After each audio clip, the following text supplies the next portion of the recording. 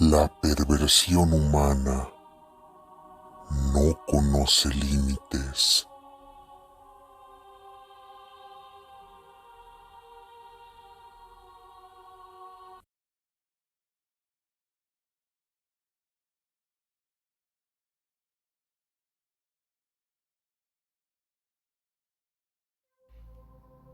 Corría el año de 1912 cuando vería por primera vez la luz María del Carmen Torres Valenzuela. Posteriormente vendrían al mundo sus hermanas Delfina, María de Jesús y María Luisa, mejor conocida como Eva, todas procedentes del Salto de Juanacatlán en Jalisco, hijas de Bernardina Valenzuela, una madre fanática religiosa que inculcó sus creencias en sus hijas, que mantenía un altar destinado a inmensa cantidad de santos y que jamás se perdía una misa dominical. Su padre, Isidro Torres, formaba parte del cuerpo policíaco durante el gobierno de Porfirio Díaz. Su función era aprender a los asaltantes de caminos, así como encargarse de ciertos asuntos políticos.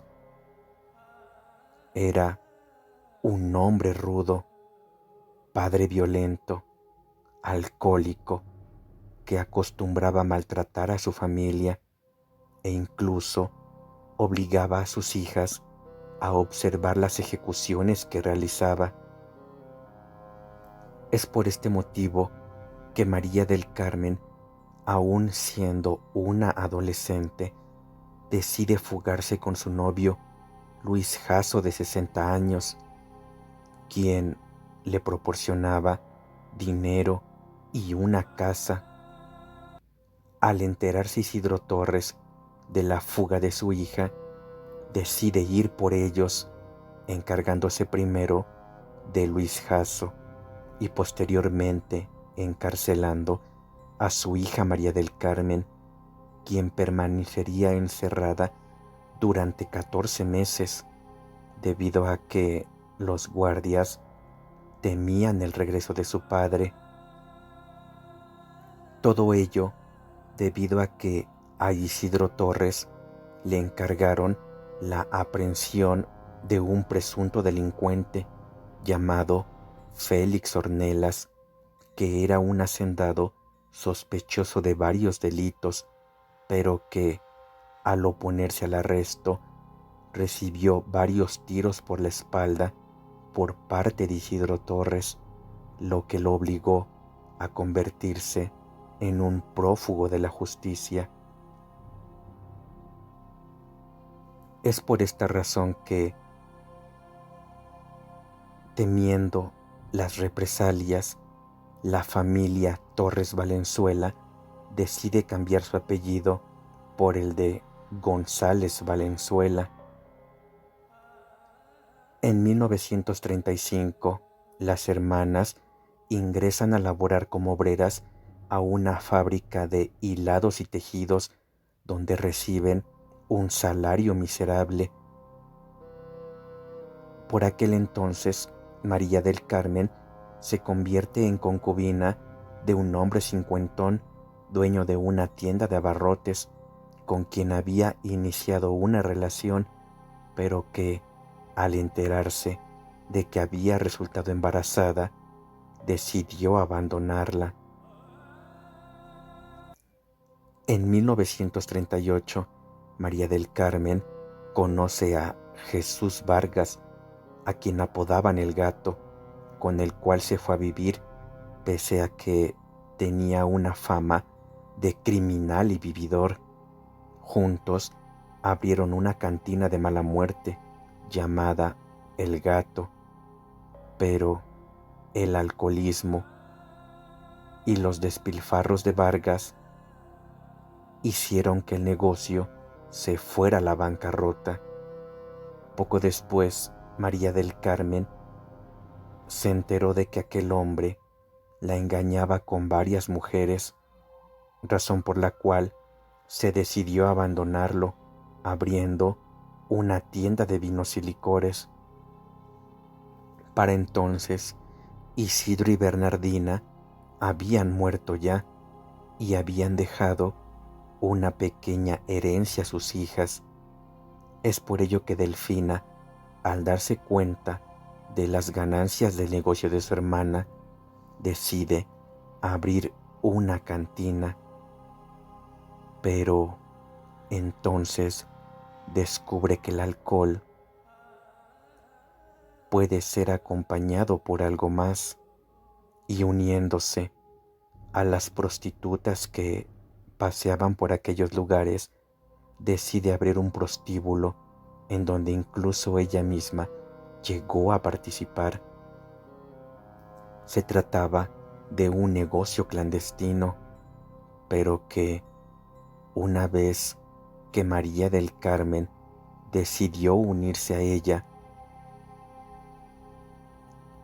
y con conocimientos que tenía de temas contables, decidieron establecerse legalmente, para lo cual fue necesario rodearse de algunos policías y autoridades municipales que posteriormente se convirtieron en clientes del local. Es entonces que María del Carmen, intentando controlar a las prostitutas, decide venderles suministros mismos que lleva anotados en un cuaderno, obligándolas a trabajar para saldar sus enormes deudas, mientras que su hermana María Luisa ingresó para hacerse cargo de la cocina. El negocio marchaba muy bien, pero una noche de 1948 surgió una fuerte pelea, lo cual las obligó a huir de aquel lugar, muriendo un año después María del Carmen, tras lo cual su hermana María de Jesús halló el cuaderno donde aparecían las deudas de las prostitutas, pero al no saber leer, decidió condonarles las deudas a cambio de que rezaran por el alma de María del Carmen. Algunas de estas prostitutas decidieron abandonar el negocio, mientras que otras formaron parte del brazo derecho de María de Jesús. Sobre todo, dos mujeres conocidas como Pico Chulo y La Cuca. En 1954, aprovechando las festividades en Lagos de Moreno, Delfina decide sobornar a las autoridades corruptas encabezadas por el alcalde para que le dieran permisos para trabajar en un local al cual denominó el Guadalajara de Noche. Durante los 15 días que duró la feria, Delfina ganó bastante dinero, pero también tuvo que invertir bastante en sobornos. Es así que, al terminar las festividades, decidieron cerrar su local y se encaminaron a San Francisco del Rincón, en Guanajuato, donde se decidieron a abrir nuevamente un burdel.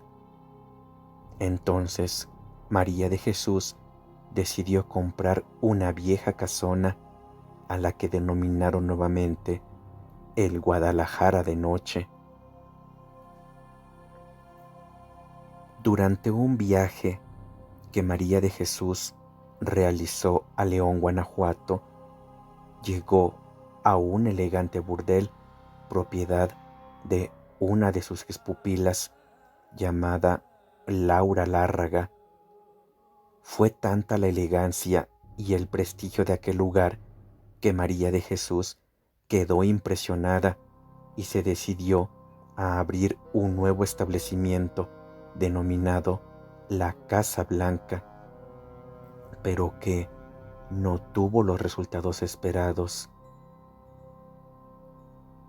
Por aquellos días, María de Jesús contacta con un oculista homosexual, el cual regenteaba una cantina y que recibía el apodo de El Poquianchis. Es entonces que María de Jesús decide adquirir el negocio, creando un nuevo burdel llamado La Barca de Oro, pero como todos los pobladores estaban tan acostumbrados al anterior nombre, decidieron llamarla a ella y a sus hermanas las Poquianchis, sobrenombre que ellas detestaban.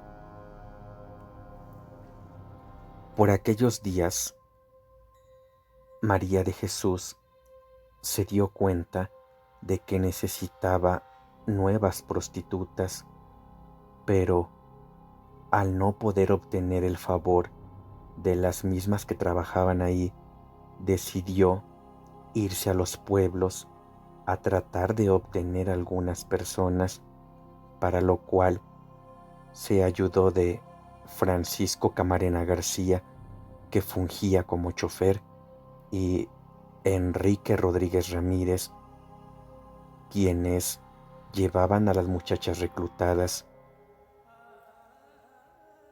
Una vez llegando al sitio, las chicas eran desnudadas, examinadas minuciosamente, y si eran aptas, los ayudantes las violaban y maltrataban, y si alguna se negaba, era brutalmente golpeada. Después las bañaban con cubetadas de agua fría y las vestían para que comenzaran a trabajar. Todas aquellas muchachas eran engañadas con promesas de empleo, aunque a algunas solamente las secuestraban. Las preferidas eran las muchachas más jovencitas, ya que entre más jóvenes, mejor era el pago de sus degenerados clientes. María de Jesús también decidió hacerse acompañar de Hermenegildo Zúñiga, quien fungía como su guardaespaldas y que era conocido como el Águila Negra. Era un capitán proveniente de altos mandos policíacos. El negocio comenzó a florecer. Se encontraba lleno de jornaleros, de soldados, campesinos y hasta de autoridades locales. Es por ello que decidieron abrir otros locales. Las Poquianchis desarrollaron una red perfectamente controlada. Fue tanto el florecimiento de aquel lugar que incluso llegaron a venir 2 prostitutas estadounidenses que comenzaron a trabajar con ellas, las cuales atraían mucha clientela y que proporcionaban un espectáculo ciertamente diferente. En una ocasión, un hombre solicitó el servicio de ambas mujeres. Una vez dentro de la habitación, ellas desarrollaron un acto lésbico y, como María de Jesús acostumbraba a observar cada uno de los trabajos de sus empleadas, a través de un agujero en la pared, notó aquel acto, lo cual la horrorizó, pues pensó que aquello le traería una maldición. Corrió a las mujeres y siempre se quedó con la idea de que aquel pecado fue lo que las terminó por hundir, pues en su mente macabra pensaba que la prostitución no era un pecado, pero los besos, la homosexualidad, el exhibicionismo eran una afrenta a Dios. Es por esa razón que, al observar siempre, a través de una rendija en la pared, cuando alguna de sus mujeres realizaba algún acto que ella consideraba indecente, recibían un justo castigo. A las muchachas se les obligaba a hincarse con los brazos abiertos para posteriormente colocarles ladrillos en las manos y en la cabeza, propinándoles azotes y demás vejaciones. Por aquel entonces, Eva Valenzuela se separó y se fue a Tijuana, donde puso un negocio denominado La Piernuda. Solicitó a sus hermanas que le mandaran chicas, pero a Delfina se le ocurrió un mejor plan, pues le propuso unirse y comprar un rancho denominado el Rancho San Ángel. Es ahí donde decidieron que reclutarían más chicas y las llevarían a ese lugar donde las entrenarían y una vez preparadas las repartirían en todos los burdeles.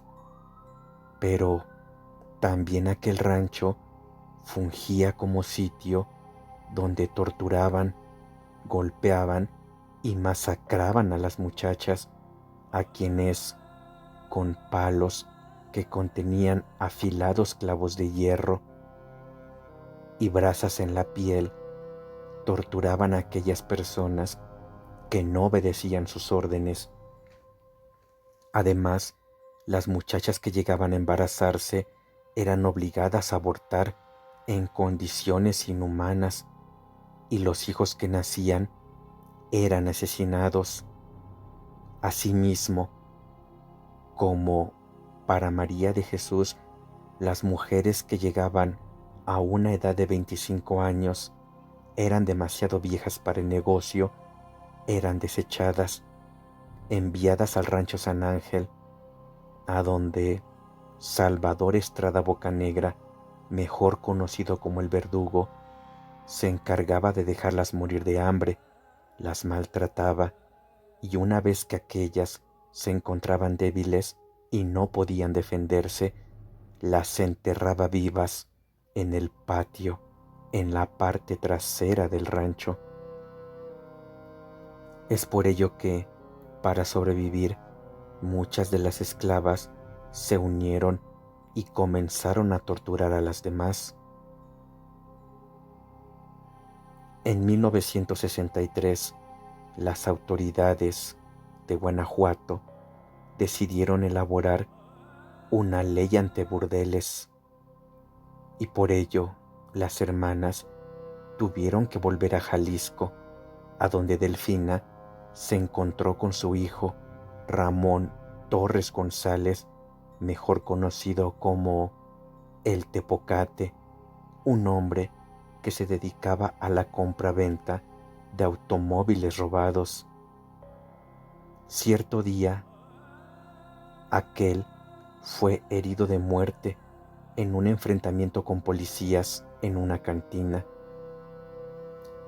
Delfina se enteró, pero no hizo nada, solamente se quedó observando y decidió vengarse, contratando a personas para que asesinaran a los agentes.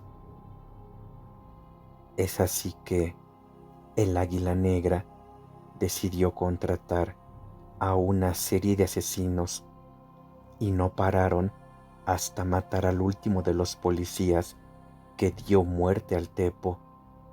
A partir de entonces, las hermanas y todas las mujeres comenzaron a vestir de negro por el luto que había caído sobre ellas.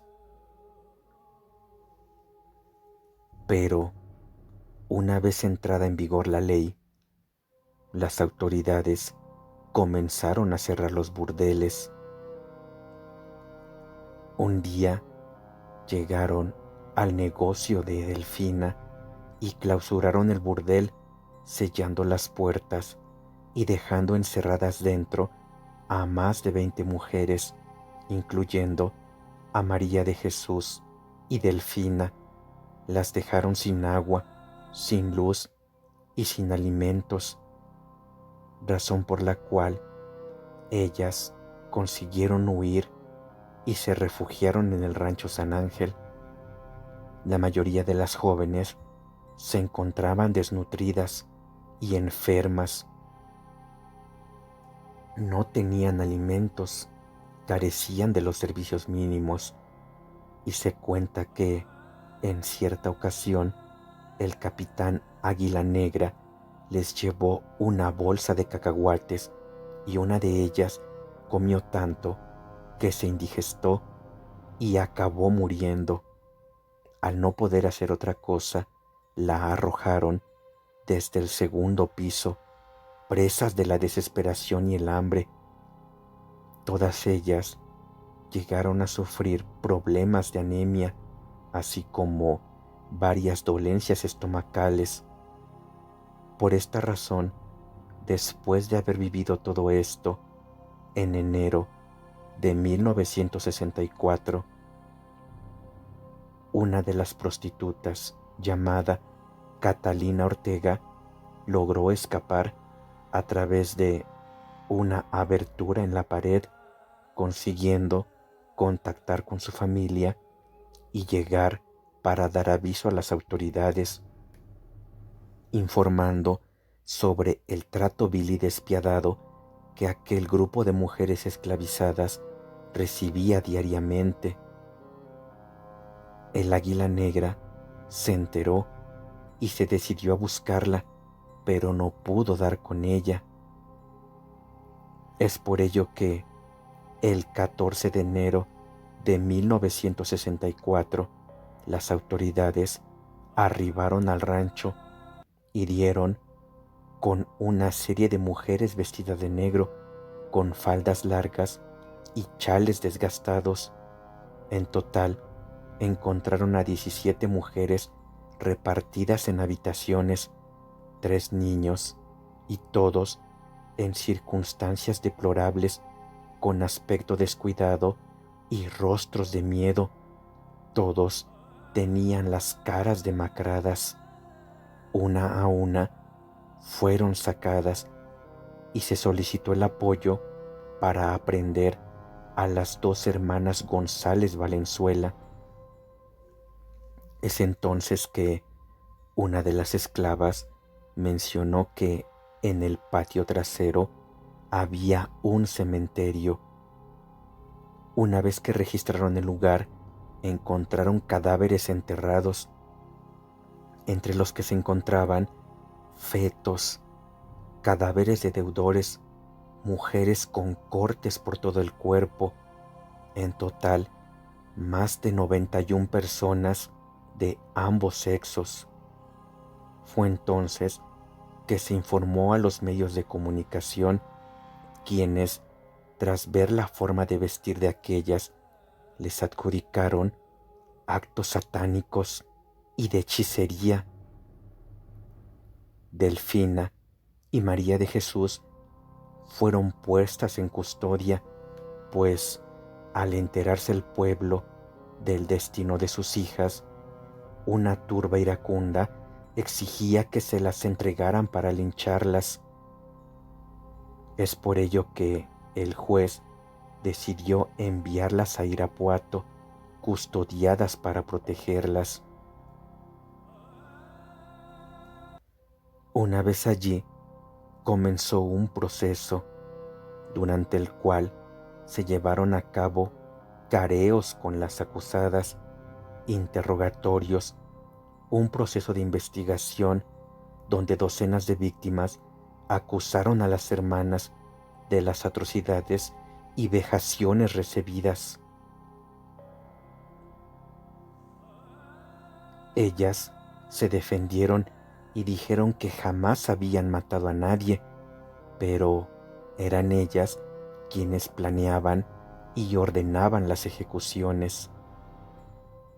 Unos días después, María Luisa, al enterarse del destino de sus hermanas, viajó a Irapuato para proporcionarles su apoyo, pero también fue aprehendida.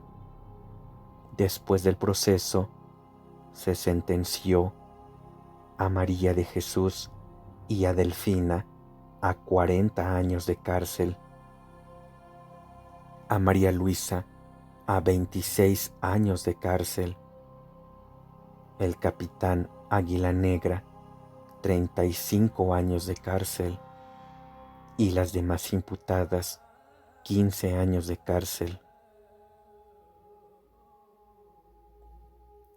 En 1968, tras asomar la cabeza y reclamar a unos albañiles que se encontraban trabajando, uno de ellos, por accidente, dejó caer un balde de cemento en la cabeza de Delfina, lo cual la hizo sufrir una agonía durante los siguientes 6 días, hasta que murió envuelta en una gran cantidad de sollozos.